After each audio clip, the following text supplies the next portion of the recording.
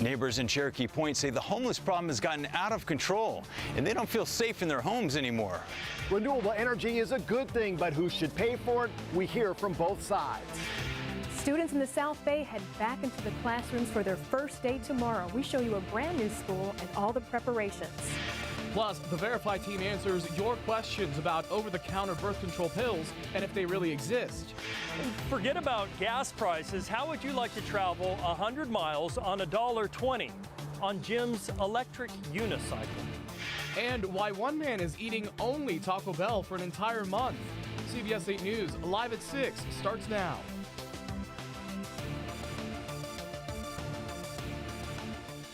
People in the Cherokee Point neighborhood between North Park and City Heights are asking for help in dealing with the homelessness situation tonight.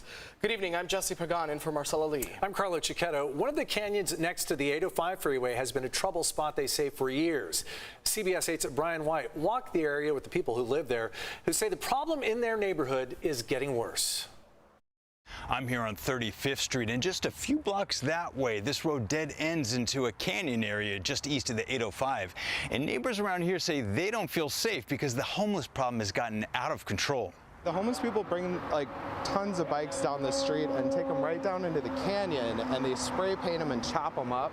Eric Russell and neighbors who live here next to the canyon say they're tired of all the encampments and trash that's been plaguing this area. This garbage just piles up for months and months, and you can see it kind of up on the other side of the canyon. And they say the fire danger in the canyon is a very real concern. Where do the fires happen? Usually right down in that part. And over the past couple years, the issues have escalated so much that no one around here feels safe anymore, in or out of their homes. We find people on our property trying to break into our house or stealing things out of our cars. I feel very unsafe here, just to go outside of my fenced-in property, especially at night when I have to take my dog out. They've gone to great lengths to add more lighting to their homes and to the alleyway. As you can see, we've had to cover the entire outside of our house in floodlights and motion lights. They've been very persistent in reporting these problems over the past few years. I looked back, and Justin and I, between the two of us, have like 275 get-it-done reports with the city. It just makes me upset because I feel like we can't feel safe in our own neighborhood, be able to walk alone at night with my dog.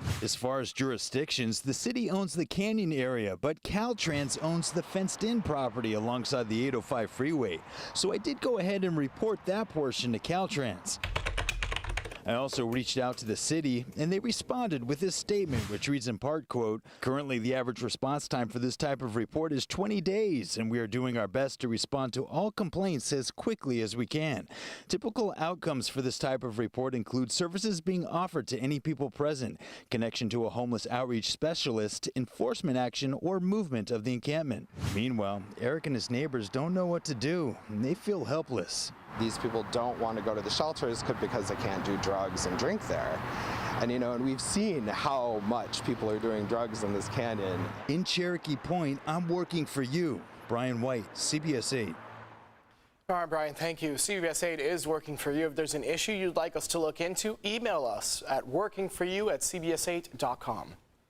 A VA medical center patient is facing felony charges after taking an officer's gun and shooting it inside the hospital. It all happened Sunday morning when officers answered a call about a patient in a psychotic episode. They say George Kern had got into a fight with officers, which led to the officer's gun falling to the ground.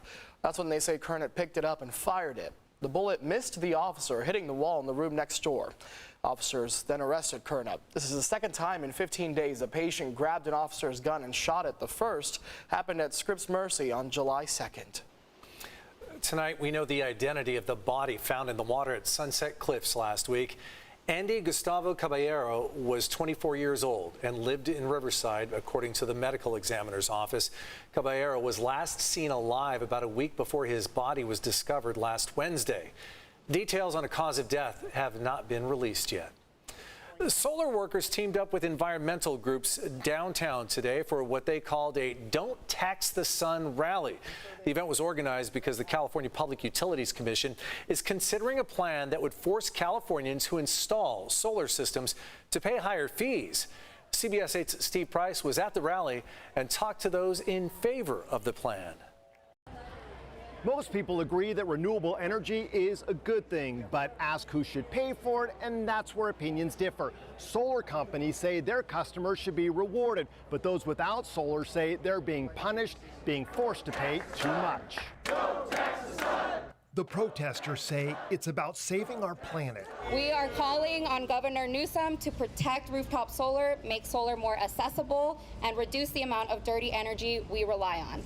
Their concern is that the California Public Utilities Commission is considering a plan to revise the rates for new solar customers, basically creating a tax that would force solar customers to pay higher monthly fees. This is insanity, killing one of the simplest, easiest, most effective sources of clean solar in the sunniest state of the United States in the midst of a climate catastrophe. Who would do this? It's utter madness. But those in favor of the plan argue it's about fairness. They say utility companies have fixed transmission costs and people with solar aren't paying their fair share, forcing non-solar customers who are typically lower income to pay more to pick up the slack. To be clear, people with solar panels still rely on the electrical grid every single day. They rely on it at night. They rely on it during the wintertime when the sun isn't shining. And so they should contribute toward its maintenance. And under today's net energy metering program, they are not. The plan supporters also say that most people pay off their solar panels within 5 years, but get 20 years of benefits, so modifying the program makes it more equitable for everyone. SDG&E agrees, sending us a statement that says the current rate structure must be reformed to reduce the cost shift burden on customers who have not installed solar on their homes but are being forced to pay about $250 more than solar customers each year to support the power grid. I assume we're all here to save California solar, is that right? The protesters fear a new tax could cut the solar market in half by 2024 and say this rally is to raise awareness because the CPUC is currently in the process of revising its net energy metering plan for the future. In downtown, Steve Price, CBS 8. Thanks, Steve. Tonight, officials in Nevada are investigating how a transformer exploded and then started a fire at the Hoover Dam this morning. It happened around 10 a.m. The fire was put out by the dam's fire brigade. The agency in charge of the dam says power was still being generated and that the grid was not at risk as a result of the explosion. No one was hurt. The tours of the dam were paused for about 30 minutes but have since resumed. Tonight, there's a new app to help people evicted in California. While there is a moratorium in place in San Diego, people can still be evicted for cause, things like being a nuisance or damaging property. Political reporter Morgan Reiner has more on the new tool and who it helps.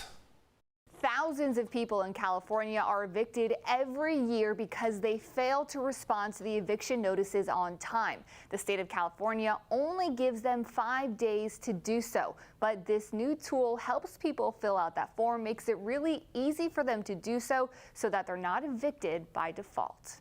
When Leah Simon Weisberg first started out as a landlord-tenant legal expert several decades ago, she said the concern was about a person's credit if they were evicted. It's much more about, is there even housing you can afford? With high rents and limited housing options, what it's really about is being homeless. But she said a new tool launching today, which she provided data for, is a defining moment. The app is actually pretty amazing. I have never seen this quality through an application. In California, a tenant only has 5 days to respond to an eviction notice and tell the judge they want to fight it. When you don't answer on time, you default. You lose by default. The new tenant-powered toolkit asks people a series of questions and fills out the form for them that they can submit. Once they fill out the form, they are also now given an additional 10 days to make changes to it. What we hope is that by giving people those additional 10 days, it'll loosen up more opportunities at the legal service agencies to get more chance to get an appointment. Simon Weisberg said one of the biggest issues tenants face is that there are not enough legal aids to represent tenants in court.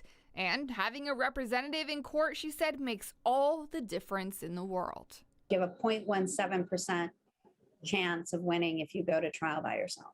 I mean, if rich people don't go to trial by themselves. Why should poor people? She said 99% of landlords are represented by attorneys when they go to court, whereas far fewer tenants are. She said that's part of the reason that 80 to 90% of cases are settled before they even get to trial, which she adds is not necessarily a good thing because oftentimes the tenant is agreeing to settle so that they can avoid having an eviction on their record, but yet they still agree to leave the apartment. We won't go back! We won't go back! We won't go back! We won't go back! Capitol Police officers arrested 17 members of Congress today while protesting outside the Supreme Court. San Diego Representative Sarah Jacobs was one of them. They were among a group demonstrating for abortion rights. Detectives say they were arrested for blocking the street. This morning, Jacobs tweeted she was proud to join her colleagues and stand up for reproductive rights. And as abortion rights advocates and Democratic lawmakers continue to protest, there's also fear that the Supreme Court could reverse other landmark rulings. As Natalie Brand tells us, the House voted today on a bill to protect same-sex and interracial marriage. House Democrats took up a bill to protect marriage equality out of fear the conservative court could revisit other landmark decisions. The bill is passed. Without objection, a motion. The legislation passed with bipartisan support, 47 Republicans joining Democrats. It simply says each state will recognize the other state's marriages and not deny a person the right to marry based on race, gender, sexual orientation. Supporters of the Respect for Marriage Act note Justice Clarence Thomas's separate opinion suggested the court should reconsider past precedent, including same-sex marriage and access to contraception. But Republicans say the majority opinion did not go that far. This bill is simply the latest installment of the Democrats' campaign to delegitimize and attempt to intimidate the United States Supreme Court. Nearly 1 month since the Supreme Court's decision on abortion, patients and providers say they're navigating new restrictions and experiencing confusion depending on where they live. Physicians seeing ectopic pregnancies or patients with sepsis or hemorrhage during pregnancy are literally calling hospital attorneys who, in some cases, tell them to wait until there is a higher chance of death before intervening. During a House committee hearing Tuesday, lawmakers also heard from an OBGYN who opposes abortion. It means that instead of defaulting to abortion as a Band-Aid for a variety of complex issues, we will now be working to identify innovative solutions for women today, their preborn children, and for future generations. And while there's been bipartisan support expressed for family planning, House Democrats say they will put Republicans on the record later this week with a vote on guaranteeing access to contraceptive services. Natalie Brand, CBS News, Capitol Hill. Still ahead tonight, questions about an over-the-counter birth control pill. We verify. Plus, a warning for college students desperate to find housing off campus. Lots of sunshine in the forecast. A lot of you right along the coast going to the beaches. Just something to keep in mind. We have some high surf to talk about. All those details are coming up. And up next, it may only be July, but some students in the South Bay are already getting ready to go back to school.